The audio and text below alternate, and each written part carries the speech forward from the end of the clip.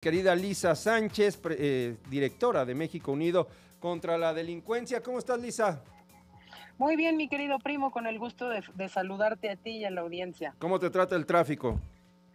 Híjole, la ciudad colapsada, así que aquí si nos quedamos sin señal momentáneamente ya sabemos la razón. No lo creo, no lo creo, pero bueno, vamos a platicar justamente de la elección judicial, de todos los problemas que ha habido a lo largo de este proceso, de todos los vicios que han afectado justamente al diseño de la propia elección, a la forma de elegir a los candidatos.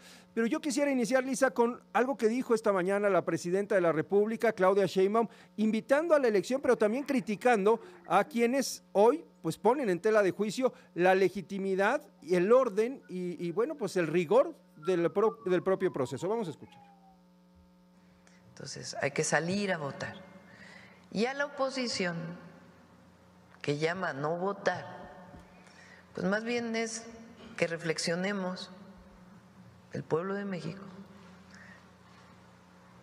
¿quién es más antidemocrático?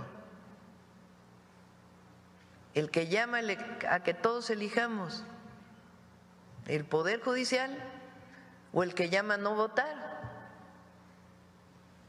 ¿Quién es más antidemocrático, Lisa?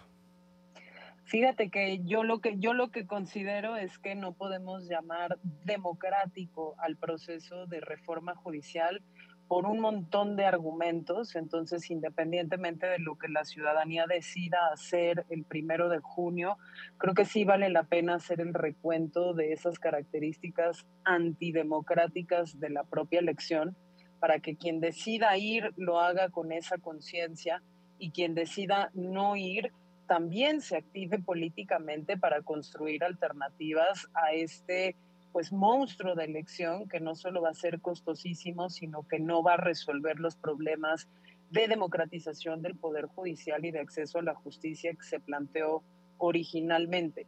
Te pongo algunos ejemplos si quieres.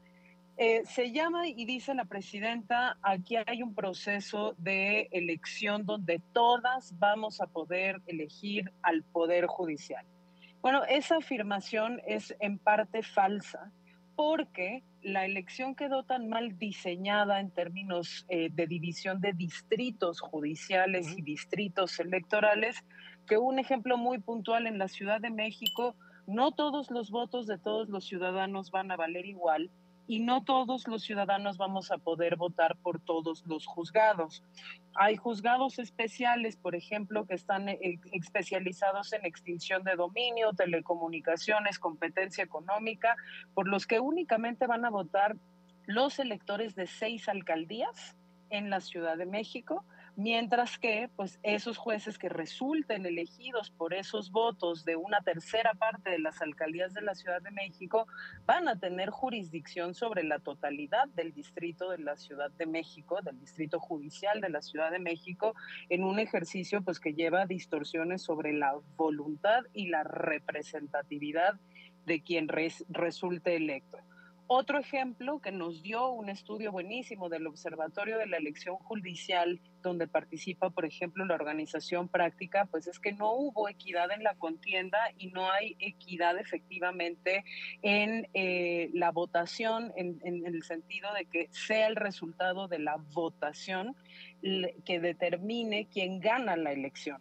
¿Por qué? Porque por el propio diseño de la reforma, de nuevo, la aplicación a rajatabla del criterio de paridad de género o de representatividad geográfica ya lleva más de 150 candidatos que tienen asegurado el triunfo en la elección y más de 200 candidatos que llevan asegurada la pérdida en la elección, independientemente del número de votos que se emitan y del sentido de esos votos. En ese sentido, no hay una elección que se le esté planteando realmente a la ciudadanía, porque esas candidaturas para esos nombres ya fueron definidas desde antes de la elección y así reciban un voto, van a ser las personas que ganen.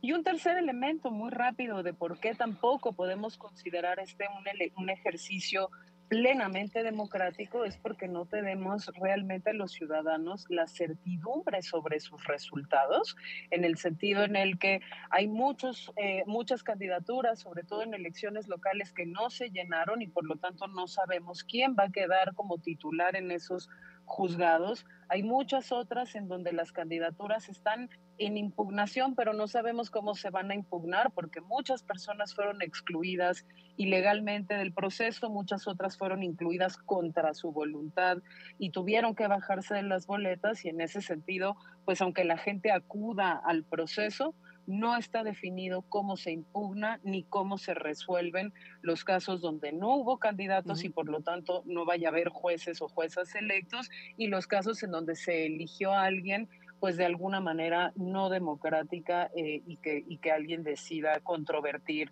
en los propios tribunales, ¿no? Entonces, pues en ese sentido, la elección es muy personal, cada quien hará con su domingo lo que mejor considere, pero sí me parece importante tener en este debate este tipo de elementos, pues que hacen que la elección, más que un ejercicio realmente de participación democrática, sea la validación de un diseño que se hizo desde el poder para lograr una configuración determinada del Poder Judicial. ¿Es un trámite esta elección? Es decir, ¿es un trámite este proceso simplemente para consolidar lo que se aprobó en septiembre pasado, la reforma al Poder Judicial?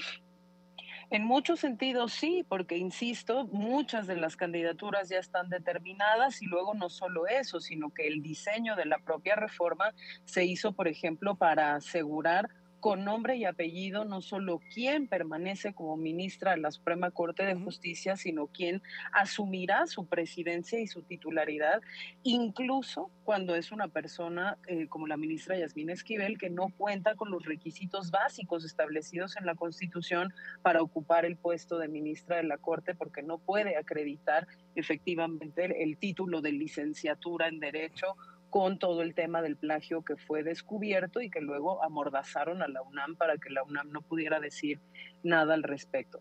Ese diseño, que podemos seguir dando aquí cientos de ejemplos de cómo la reforma pues en realidad estaba determinada para que estas personas no se mantuvieran en la Corte y además dirigieran la Corte. Estas personas integraran el Tribunal de Disciplina que va a poder remover jueces a su antojo por una amplitud de razones que no aplican, por ejemplo, para la remoción o el juicio político de legisladores, gobernadores, presidentes municipales, representantes del Poder Ejecutivo, pues sí me parece que es ir a un ejercicio de un referéndum, de un diseño que se nos dio desde el poder, con unos comités de selección que no actuaron de acuerdo a esos mandatos de poder y en muy pocos casos habrá realmente pues la elección de una persona por voluntad popular con información suficiente, con una candidatura idónea para ocupar el puesto por el que se compitió.